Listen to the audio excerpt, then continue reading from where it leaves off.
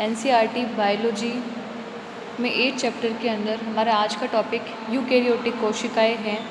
हम यूकेरियोटिक कोशिकाओं की संरचना के बारे में अध्ययन करेंगे कि वो किस प्रकार की संरचनाएं होती हैं, उनको जानते हैं। सभी आद्य जीव, पादप, प्राणी और कवक में यूकेरियोटिक कोशिकाएं पाई जाती हैं। सबसे पहले तो ये बात आती है कि यूकेरियोटिक कोशिकाएं कहाँ उपस्थित होती है। तो जितने भी आद्य जीव होते हैं उनमें पादप, प्राणी और कवक, इन सभी के अंदर यूकेरियोटिक कोशिका पाई जाती है।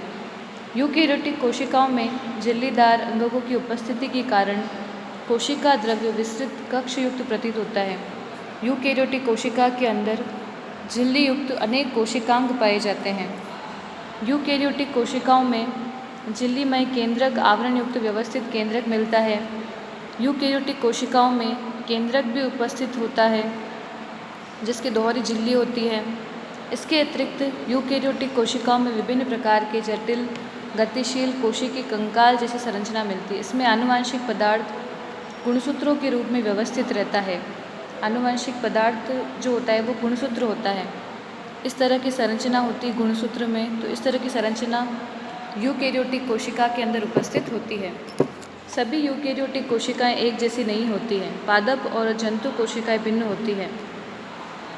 पादप कोशिकाओं में कोशिका भित्ति, लवक एवं एक बड़ी केंद्रीय रसधानी मिलती है, जबकि प्राणी कोशिकाओं में ये अनुपस्थित होती है।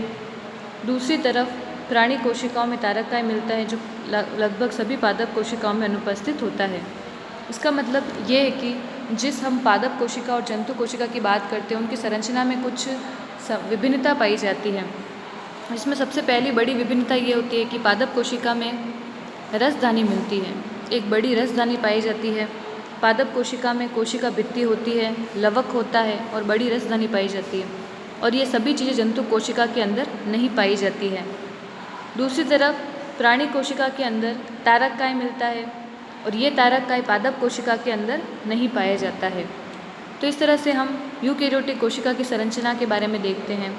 यहाँ पर एक पादप कोशिका की संरचना को समझाया गया है। पादप कोशिका में संरचनाएं देखते हम। सबसे पहले पादप कोशिका में बाहरी जो झिल्ली उपस्थित होती है जिसे कोशिका भित्ति कहा जाता है। तो ये बाहरी आवरण है जिसे कोशिका भित्ति कहा गया है। इसके अलावा आंतरिक भित्ति होती है। आंतरिक भित्ति को कोशिका झिल्ली कहा जाता है। ये दोनों के द्वारा परिबद्ध रहती है पादप कोशिका, और ये इस तरह की बड़ी संरचना जो पाई जाती है ये बड़ी संरचना रिक्तिका कहलाती है, जिसके अंदर विभिन्न प्रकार का द्रव जो होता है भरा रहता है। तो ये बड़ी संरचना जो है वो रसधानी कहलाती है। ये सिर्फ पादप कोशिका में होती है, जंतु कोशिका में ये नहीं पाई जाती है। तो दोनों में पादप कोशिका और जंतु कोशिका में ये अंतर होता है। इसके अलावा पादप कोशिका में केंद्रक उपस्थित होता है। ये संरचना केंद्रक की बताई गई है। केंद्रक की जो झिल्ली होती है वो दोहरी भित्ति युक्त बताई गई है। दोहरी भित्ति युक्त इसकी भित्ति होती है। केंद्रक में एक कणिका में संरचना पाई जाती है जिसको केंद्रिका कहा जाता है। केंद्रक का जो बाहरी आवरण होता है ये केंद्रक आवरण कहलाता है। केंद्रक का जो आवरण होता है, केंद्रक से जुड़े हुए कुछ जालिका पाई जाती है। इसमें 2 प्रकार की जालिका होती है। पहली खुरदरी अंतःप्रदवी जालिका होती है और दूसरी चिकनी अंतःप्रदवी जालिका होती है। अंतःप्रदवी जालिका 2 प्रकार की है। खुरदरी इसलिए क्योंकि इसकी सतह पर विभिन्न प्रकार के छोटे छोटे कण पाए जाते हैं, और ये कण जो होते हैं वो राइबोसोम होते हैं। तो इसको खुरदरी अंतःप्रदवी जालिका कहा जाता है।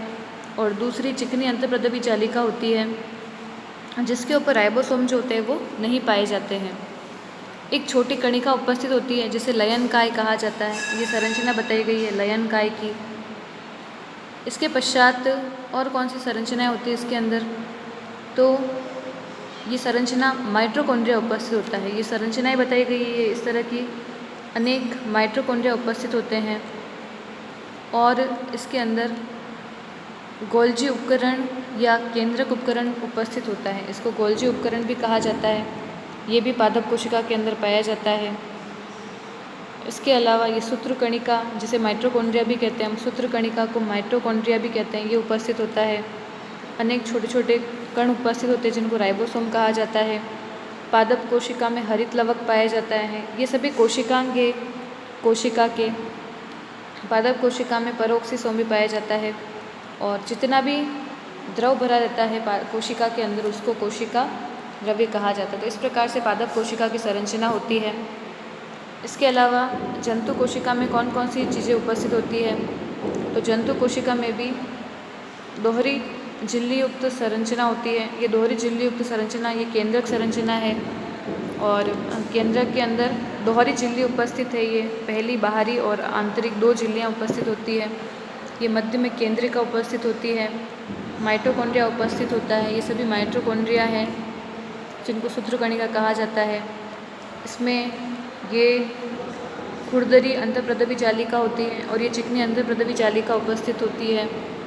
दोनों उपस्थित होते हैं इसके अंदर भी।